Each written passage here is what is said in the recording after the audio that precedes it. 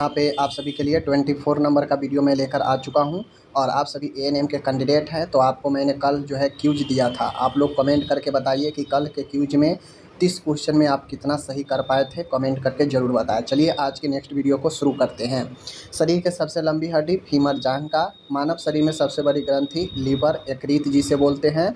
ठीक है। हृदय के दाएं आलिंद राइट आर्टरिया में रक्त का कौन सा सिरा लेकर जाती है? सुपीरियर और inferior vena cava. Superior and inferior vena केवा।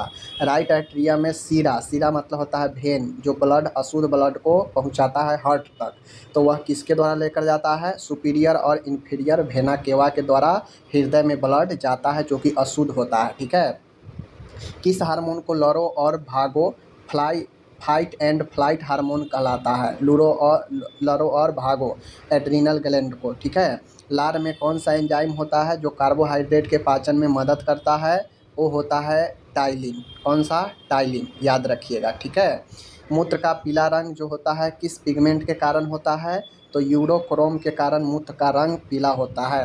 रक्त कथा का जमने ब्लड क्लॉटिंग के लिए आवश्यक विटामिन कौन है? विटामिन के है। शरीर की सबसे छोटी हड्डी स्टेपिज होती है, जो कान की हड्डी होती है। आगे है समान वयस्क का औसत रक्तचाप 120/80 होता है। तंत्रिका तंत्र की मूल इकाई, जिस प्रकार से बॉडी का मूल इकाई सेल होता है, उसी प्रकार से जो नर्वस सिस्टम है उसका मूल इकाई यूनिट न्यूरॉन होता है। यह एक सेल होता है। ठीक है। अब हम लोग देखेंगे कम्युनिटी हेल्थ से रिलेटेड क्वेश्चन। तो भारत में राष्ट्रीय मलेरिया नियंत्रण कार्यक्रम किस वर्ष शुरू हुआ? तो 1953 में मलेरिया नियंत्रण कार्यक्रम शुरू हुआ। जल प्रदूषण नियंत्रण अधिनियम किस वर्ष पारित हुआ? तो जल प्रदूषण पर नियंत्रण करने के लिए एक्ट आया 1974 में। एक व्यक्ति की कुल स्वास्थ्य लागत में से सरकार द्वारा कितना खर्च वहन किया जाता है? तो स्वास्थ्य व्यय का 1.35%, सकल घरेलू उत्पादन का इतना परसेंट जो है स्वास्थ्य पर खर्च किया जाता है प्रति व्यक्ति, समझ लीजिए। राष्ट्रीय ग्रामीण स्वास्थ्य मिशन NRHM का नाम बदलकर राष्ट्रीय स्वास्थ्य मिशन NHM कब किया गया था? तो 2013 में। तो आपका वैकेंसी ही NHM के तहत है, तो हो सकता है पूछा जा सकता है कि NHM जो है किसका नया नाम है? तो NRHM का। BCG वैक्सीन किस बीमारी के लिए दी जाती है? ट्यूबरकुलोसिस के लिए। विश्व स्वास्थ्य दिवस 7 अप्रैल को मनाया जाता है। परिवार नियोजन का नया नाम क्या है? परिवार नियोजन का नया नाम परिवार कल्याण है। ठीक है। राष्ट्रीय एड्स नियंत्रण संगठन NACO की स्थापना किस वर्ष हुई? 1992 में। ठीक है, याद रखिएगा।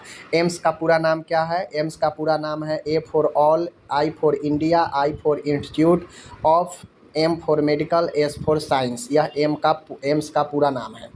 CHC में कितने बेड होते हैं? तो CHC में टोटल 30 बेड होते हैं। ठीक है ना, 25 से 30 बेड होते हैं। मिडवाइफरी और स्त्री रोग से संबंधित है, यानी मिडवाइफरी से संबंधित है। कहता है प्रसव के दौरान गर्भाशय ग्रीवा का पतला होना क्या कहलाता है? यानी डिलीवरी के समय जब सर्विक्स पतला होता है तो क्या कहा जाता है? इन्फेसमेंट कहता है। आपसे पूछेगा कि इनमें से इन्फेसमेंट क्या है? सर्विक्स का पतला होना, गर्भाशय का चौड़ा होना, इस टाइप से आपसे पूछेगा। तो इन्फेसमेंट का मतलब होता है सर्विक्स का पतला होना। गर्भ अवस्था के दौरान गर्भाशय का वजन कितना होता है? तो गर्भ अवस्था के दौरान गर्भाशय का वजन लगभग 1000 ग्राम होता है और नॉर्मल में यह 60 से 70 ग्राम रहता है। ठीक है, देख लीजिए कितना गुना बढ़ जाता है। आगे है PPH की सबसे आम वजह क्या है? जो प्राइमरी पोस्ट हेमरेज होता है, यहाँ पे PPH पोस्ट पार्टम हेमरेज होता है, ये प्राइमरी नहीं होगा। पोस्ट पार्टम हेमरेज होता है, पोस्ट पार्टम हेमरेज। इसका प्राइमरी जो होता है, प्राथमिक जो कारण होता है वह यूटेरिन एटोनी होता है। ठीक है ना, गर्भाशय का कमज़ोर होना। गर्भाशय के अंदर भ्रूण के विकास में कितना समय लगता है? तो 280 दिन या 40 दिन, या डिलीवरी का पूरा समय भी होता है। गर्भ अवस्था के किस सप्ताह में भ्रूण की धड़कन पहली बार सुनाई देती है? तो लगभग 10 से 12 सप्ताह में पहली बार सुनाई देती है, याद रखिएगा। आगे है प्रसव की दूसरी अवस्था, सेकेंड स्टेज ऑफ लेबर कितने समय तक चल सकती है? तो दूसरी अवस्था लगभग 2 घंटे भी चल सकते हैं। ये डिपेंड करता है महिला के ऊपर। गर्भ अवस्था के किस तिमाही में भ्रूण में प्रमुख अंग विकसित होते हैं? तो पहली तिमाही, पहले 3 महीने में कुछ प्रमुख अंग जो है आपके विकसित होते हैं। आगे है अंडाशय में कौन सा हार्मोन उत्पन्न होता है, तो अंडाशय से एस्ट्रोजन और प्रोजेस्टेरोन ये दो हार्मोन मुख्यतः उत्पादित होते हैं। एक्टोपिक प्रेगनेंसी का अर्थ क्या है, तो एक्टोपिक प्रेगनेंसी का अर्थ होता है जब भ्रूण गर्भाशय के बाहर विकसित होता है, आमतौर पर फैलोपियन ट्यूब में जो है विकसित होता है, तो इसे ही एक्टोपिक प्रेगनेंसी कहते हैं। जबकि आमतौर पर कहाँ विकसित होता है, यूट्रस के अंदर।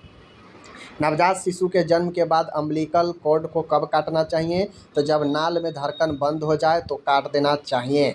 अब हम लोग चाइल्ड हेल्थ से देखते हैं। नवजात शिशु में समान श्वसन दर 40 से 60 प्रति मिनट होता है, सबको पता है। ओआरएस का घोल देते समय बच्चे को कितनी मात्रा दी जानी चाहिए, प्रत्येक ढीले दस्त के बाद 50 से 100 मिली जो है आप ओआरएस का जो बनाए हैं वो देना चाहिए।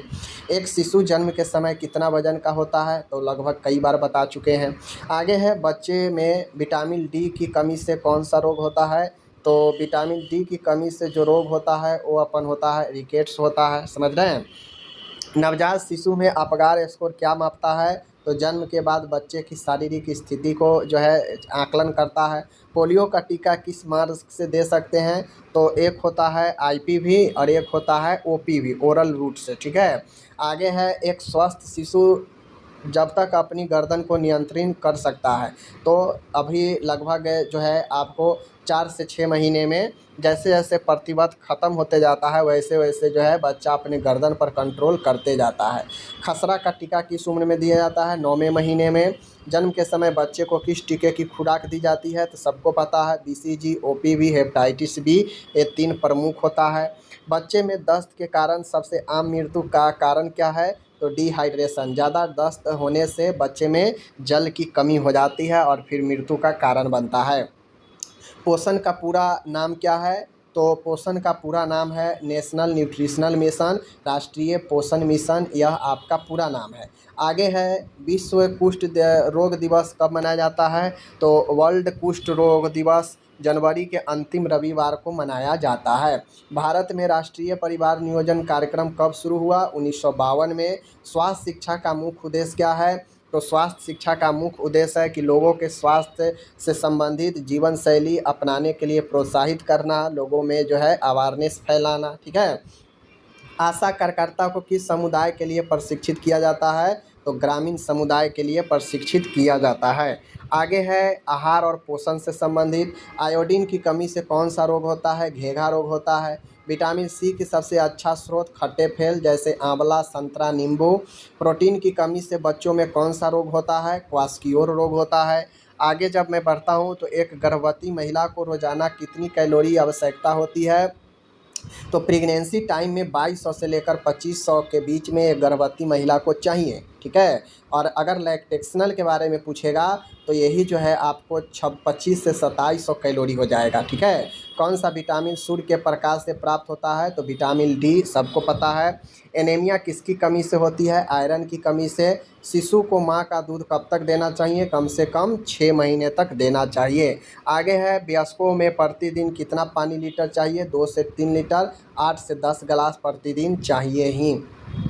विटामिन शब्द किसने दिया था, तो कश्मीर फंक ने विटामिन शब्द दिया था। भोजन को पकाने से कौन सा विटामिन नष्ट होता है, तो विटामिन सी आसानी से उड़ जाता है पकाने पर। रोगों का नियंत्रण डिजीज कंट्रोल से संबंधित क्वेश्चन है।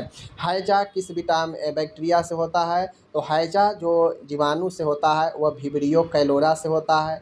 रेबीज वायरस किस जानवर से फैलता है, तो संक्रमित जानवर के काटने जैसे कुत्ते, बिल्ली, बंदर आदि के काटने से। डेंगू बुखार किस मच्छर के काटने से होता है, एडिस एजिप्टाई मच्छर के काटने से होता है, ठीक है। मलेरिया का परजीवी क्या है, प्लाज्मोडियम पैरासाइट होता है। टाइफाइड बुखार किस बैक्टीरिया के कारण होता है, सल्मोनेला टाइफी के कारण होता है। तपेदिक के लिए कौन सा जांच की जाती है, ट्यूबरकुलोसिस के लिए मॉन्टेक्स टेस्ट होता है। हेपेटाइटिस बी किस अंग को प्रभावित करता है, तो लीवर को प्रभावित करता है हेपेटाइटिस। विश्व एड्स दिवस कब मनाया जाता है माय डियर, तो 1 दिसंबर को मनाया जाता है। आगे है चिकन पॉक्स का वायरस क्या है, वेरिसोला जोस्टर वायरस है। चिकन पॉक्स का वेरिसेला जोस्टर वायरस है। बच्चे में सामान्य सर्दी का सबसे आम कारण क्या है, राइनो वायरस होता है। सबसे आम सर्दी के कारण बच्चे में। अब हम लोग स्वास्थ्य कार्यक्रम और नीति से संबंधित क्वेश्चन देखेंगे। जननी शिशु सुरक्षा योजना JSSK कब शुरू हुआ था? जननी शिशु सुरक्षा कार्यक्रम, यह जो कार्यक्रम है 1 जून 2011 को शुरू किया गया था। याद रखिएगा, लेटेस्ट से भी पूछता है। राष्ट्रीय स्वास्थ्य नीति 2017 का मुख्य लक्ष्य क्या है? तो मुख्य लक्ष्य है 2025 तक कुल घरेलू उत्पाद का 2.5% स्वास्थ्य पर खर्च करना। यानी जो 1.35 खर्च होता है उसका लक्ष्य था कि इसे हम 2.5% तक कुल घरेलू उत्पाद के 2.5% खर्च स्वास्थ्य पर किया जाए 2025 तक। मिशन इंद्रधनुष का संबंध किससे है? टीकाकरण से है। आयुष्मान भारत योजना कब शुरू हुई? 23 सितंबर 2018 को। कब शुरू हुई? 23 सितंबर 2018 को। परिवार कल्याण कार्यक्रम का चिन्ह क्या है?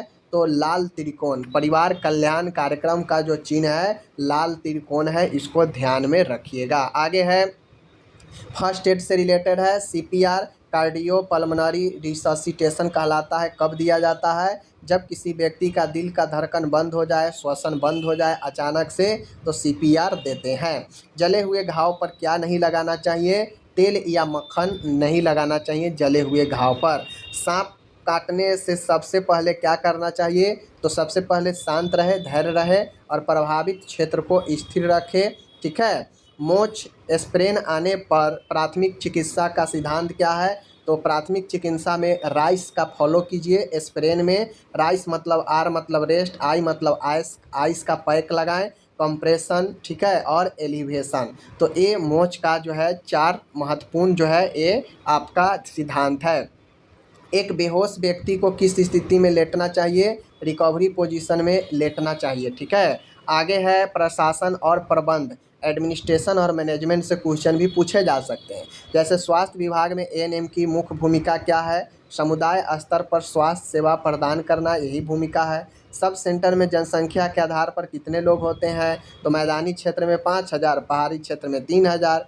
जननी सुरक्षा योजना कार्यक्रम का मुख्य उद्देश्य क्या है? तो गर्भवती महिलाओं और नवजात शिशुओं को मुफ्त स्वास्थ्य सेवा प्रदान करना। देखिए, जननी और शिशु, जननी मतलब माँ और शिशु मतलब बच्चा, दोनों के लिए स्वास्थ्य सुविधा मुफ्त होगा, यही इसका लक्ष्य है।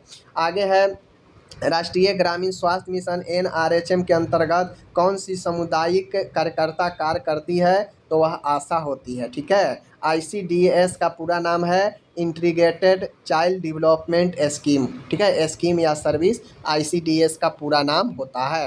रोग निवारण से संबंधित क्वेश्चन है। निमोनिया किस अंग को प्रभावित करता है? तो फेफड़े को। टाइफाइड का दूसरा नाम क्या है? तो टाइफाइड को दूसरा नाम आंत्र ज्वर इंटेरिक फीवर होता है। बच्चों में पोलियो का कारण पोलियो वायरस होता है। डिप्थीरिया से बचाव के लिए DPT का टीका होता है। ओके। ओरल डिहाइड्रेशन में क्या क्या होता है? देखिए, ओरल डिहाइड्रेशन में ग्लूकोज होता है, सोडियम क्लोराइड होता है जिसे NaCl बोलते हैं, पोटेशियम क्लोराइड होता है, KCl होता है, सोडियम साइट्रेट होता है। याद रखिएगा, glucose, sodium chloride, potassium chloride और सोडियम साइट्रेट, 4 चीज़ें याद रखिएगा। आगे है TB के निदान के लिए कौन सी जांच जो है सबसे आम है? तो स्पूटम टेस्ट होता है TB के जांच के लिए, और ये अच्छा स्पूटम स्मीयर टेस्ट। लॉक जॉक का किस नाम से जानते हैं? टिटनस को। एड्स किस वायरस से होता है? HIV से होता है। समझ गए। हेपेटाइटिस A कैसे फैलता है? दूषित पानी और भोजन से फैलता है। आगे मैं बढ़ूँ तो जीरो पॉलिसी किस बीमारी के उन्मूलन से संबंधित है? मलेरिया से संबंधित है जीरो पॉलिसी। आगे है कुछ मिलेनियस क्वेश्चन है। मिसलिनियस, भारत में राष्ट्रीय टीकाकरण कार्यक्रम कब शुरू हुआ? तो आपका जो है 1978 में शुरू हुआ। WHO का मुख्यालय जिनेवा स्विट्जरलैंड में है। ओके। आगे है एंटीबायोटिक शब्द किसने दिया? तो एंटीबायोटिक जो दिया सेलमैन वाक्समैन ने। ठीक है ना, सेलमैन वाक्समैन ने एंटीबायोटिक शब्द दिया। पेनिसिलिन की खोज अलेक्जेंडर फ्लेमिंग ने किया। रक्तदान दिवस 14 दिन को मनाया जाता है, 14 जून को मनाया जाता है। एम्बुलेंस का फुल फॉर्म क्या होता है? तो एम्बुलेंस का होता है emergency medical vehicle. Emergency medical vehicle, आपातकालीन चिकित्सा वाहन। ओरल पोलियो वैक्सीन की पहली खुराक किस उम्र में देते हैं? जन्म के समय देते हैं। रेड क्रॉस सोसाइटी का मुख्य उद्देश्य क्या है? तो तो युद्ध और आपात से पीड़ितों को मदद करना, समझ गए। हेल्थ फॉर ऑल का लक्ष्य किस संगठन ने दिया, तो WHO ने हेल्थ फॉर ऑल का लक्ष्य रखा था। लास्ट है आज का, भारत में परिवार नियोजन का प्रतीक क्या है, तो भारत में परिवार नियोजन का प्रतीक लाल त्रिकोण होता है, इसको ध्यान में रखना है। तो इस प्रकार से माय डियर मैंने आपको पूरे के पूरे 100 प्रश्न यहाँ पे करा दिया। अब आपका यहाँ पे कर्तव्य है कि आप इन 100 प्रश्न को एक बार अच्छे से सुबह देखें, एक बार शाम देखें, ताकि चीज़ें दिमाग में बैठ जाएंगे। बाकी ये सारे PDF के लिए या तो ग्रुप ज्वाइन कीजिए या फिर आपको nursingyan.com पर ये सारा आपको मिल जाएगा। तो चलिए मिलते हैं अगले वीडियो में, आप अपना ख्याल रखिएगा, तब तक के लिए धन्यवाद।